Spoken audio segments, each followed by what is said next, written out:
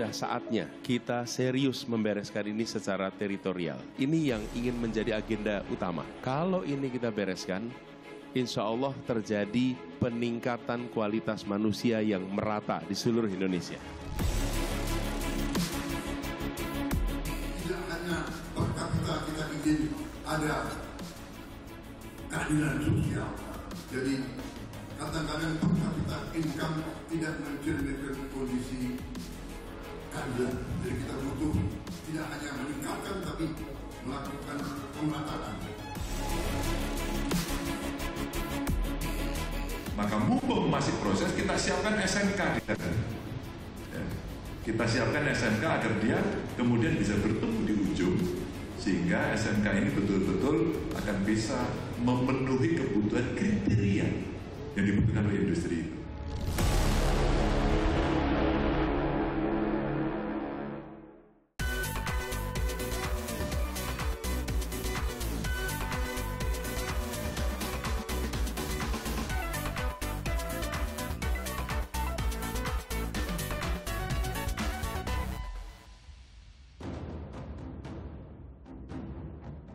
Pesta demokrasi pemilihan umum khususnya pemilihan presiden atau Pilpres 2024 tinggal hitungan hari. Para pasangan Capres-Cawapres mulai menebar visi dan misi masing-masing jika terpilih menjadi presiden dan wakil presiden selanjutnya.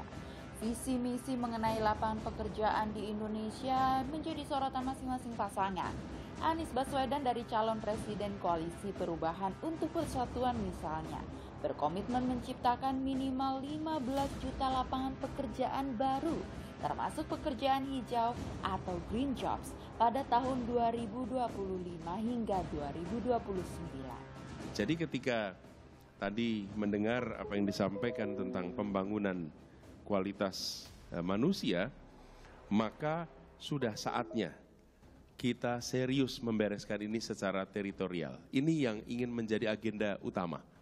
Kalau ini kita bereskan, insya Allah terjadi peningkatan kualitas manusia yang merata di seluruh Indonesia.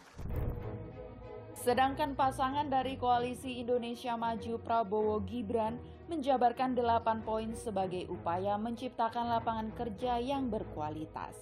Di antaranya, mendorong perusahaan untuk menempatkan angkatan kerja berusia 18 tahun sampai 24 tahun sebagai karyawan tetap, melalui subsidi premi untuk pekerja selama 12 bulan. Tak hanya itu, pasangan ini juga bertekad menciptakan seluas-luasnya lapangan kerja dengan mengutamakan tenaga kerja lokal demi mengurangi tingkat pengangguran.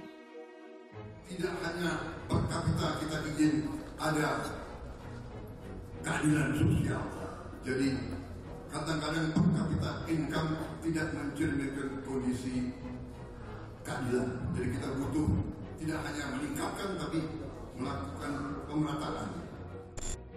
Sementara calon Presiden Ganjar Pranowo menilai ingin memastikan penyerapan angkatan kerja baru setiap tahun dan mengurangi jumlah pengangguran hingga mencapai tingkat penyerapan tenaga kerja optimal.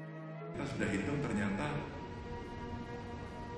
suplai tenaga kerjanya dipertanyakan, apakah ada dari daerah itu. Maka mumpung masih proses, kita siapkan SMK di sana.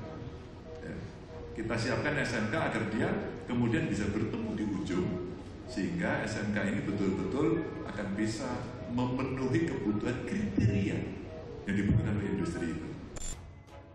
Badan Pusat Statistik atau BPS mencatat bahwa pengangguran di Indonesia mencapai 7,86 juta orang per Agustus tahun 2023 dari total 147,71 juta angkatan kerja. Wartawan senior Kontan Cipta Wahyana menilai salah satu kunci pentingnya menciptakan lapangan kerja yang adil dan makmur adalah dengan industrial. Bahwa industrialisasi itu memang salah satu istilahnya ladder atau tangga yang bisa kita tempuh, dan itu sudah terbukti di mana-mana salah satu tangga yang harus kita tempuh kalau kita mau naik menjadi masyarakat yang maju begitu. Karena apa? Karena di situ menyediakan lapangan kerja, tentu saja upah yang lebih baik daripada informal. Sekarang banyak masyarakat Indonesia, kalau kita tadi bicara soal angkatan kerja yang bertambah 3,6 juta per tahun. Harap diingat bahwa itu hanya penambahan, tapi existing sendiri kita tahu sekarang ada banyak masyarakat yang kerja di sektor informal. Tak hanya lapangan pekerjaan yang masih menjadi PR untuk calon presiden mendatang, masalah ekonomi juga menjadi perhatian besar bagi para calon presiden. Pasangan nomor urut 1 Anies Baswedan menilai perlunya kesempatan kerja bagi anak muda yang bakal menjadi mesin pertumbuhan dan pemerataan ekonomi Indonesia. Dan kalau kita lihat lebih jauh, investasinya meningkat, tapi penyerapan tenaga kerjanya justru menurun. Mari kita lihat tabel dari tahun 2013 sampai 2022. Kalau kita perhatikan di sini, investasi meningkat 2013 dari 399 triliun meningkat menjadi 1.222. Tapi penyerapan tenaga kerja signifikan menurun kalau kita perhatikan di sini. Dan Prabowo Subianto, capres nomor urut 2 dari Koalisi Indonesia Maju, menyatakan komitmennya membenahi penerimaan pajak negara.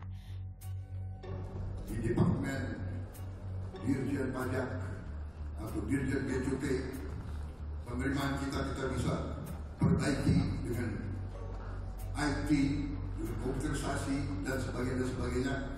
Kita bisa hitung 8% dari 1.500 miliar dolar, peningkatannya cukup signifikan. Kemudian capres nomor urut 3 dari Ganjar Pranowo menilai tak ada perubahan signifikan dalam sektor ekonomi maritim selama 10 tahun terakhir. Menurut Ganjar, ekonomi maritim belum optimal. Udah disiapkan umpama tol laut, tinggal kita optimalkan saja. Terus kemudian daerah Indonesia Timur punya potensi garam, ikan yang bagus. Saya kira di sana mesti ada pabriknya juga. Di sana mesti ada infrastrukturnya juga. Apakah itu pelabuhan, cold storage gitu ya.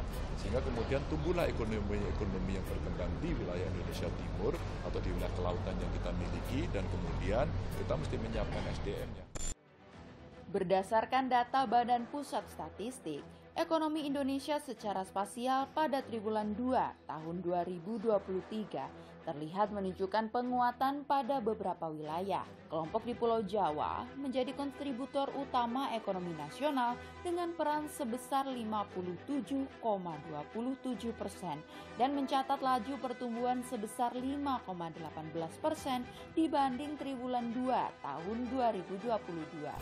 Visi misi para calon pemimpin dalam mengatasi masalah ketenagakerjaan dan perekonomian di Indonesia jelas sangat dinanti. Urusan perut adalah fondasi paling besar jika ingin mewujudkan harapan masyarakat maju dan berkualitas. Adu gagasan para calon pemimpin negara mendatang menjadi referensi bagi para pemilih. Mana pemimpin yang sekiranya memiliki strategi yang mampu mengentaskan kemiskinan dan memajukan perekonomian dengan menciptakan lapangan kerja baru yang layak dan menyerap tenaga kerja, pemimpin yang cerdas, negara yang berkembang, warga yang sejahtera, itulah yang diharapkan oleh seluruh masyarakat Indonesia.